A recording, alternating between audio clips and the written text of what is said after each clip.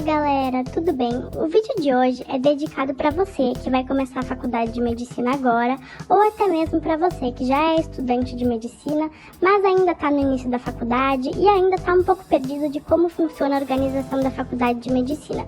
Então vem comigo que hoje eu vou te explicar tintim por tintim como funcionam as 3 fases da faculdade de medicina.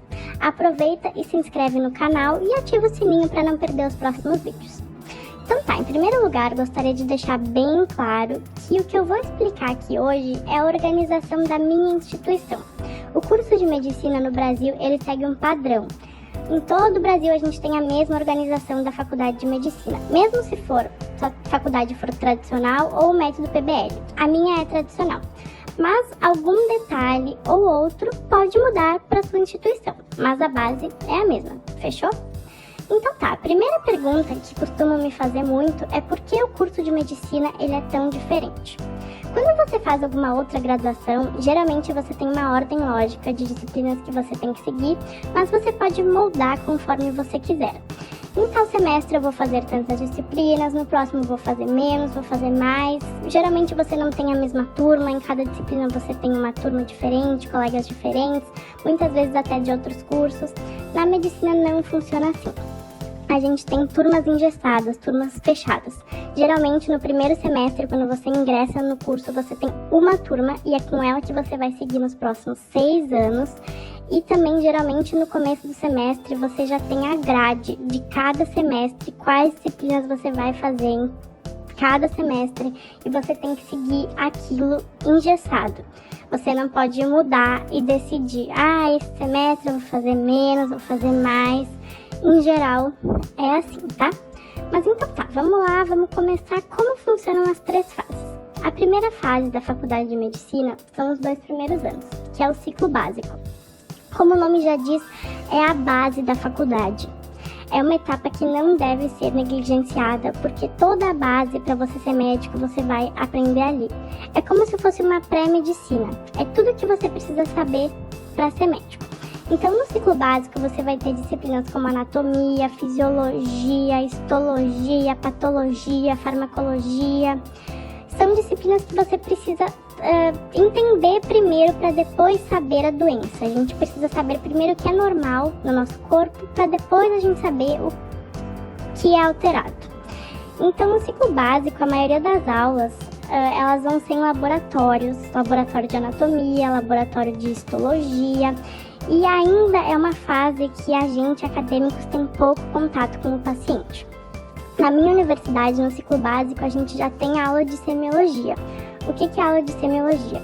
É a aula que a gente aprende como consultar um paciente. Então, nessas aulas a gente tem contato, sim, com o paciente, mas ainda é pouco. Então, terminados esses 2 anos do ciclo básico, passa para o ciclo clínico. O que é o ciclo clínico? É o ciclo que você vai estudar as doenças propriamente ditas, e aí as responsabilidades começam a aumentar.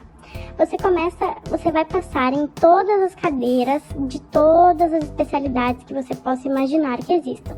Cardiologia, pneumologia, nefrologia, dermatologia, cirurgia, tudo você vai passar.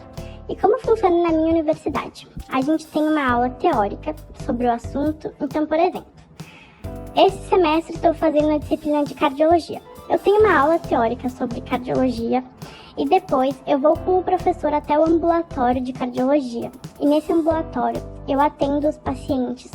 Só que as responsabilidades começam a aumentar porque a gente começa a atender os pacientes sozinhos nas consultas. A gente atende os pacientes daquela determinada especialidade que a gente está passando, depois a gente passa o caso para o professor e junto com o professor a gente decide a conduta para aquele paciente.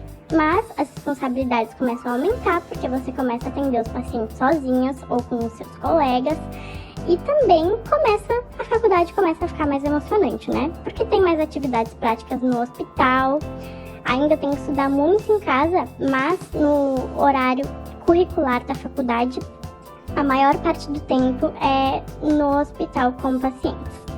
E aí, terminados esses 2 anos do ciclo clínico, vem a cereja no bolo da faculdade de medicina, que é o internato, que é a fase que todo estudante de medicina quer chegar. São os 2 últimos anos da faculdade de medicina e como funcionam.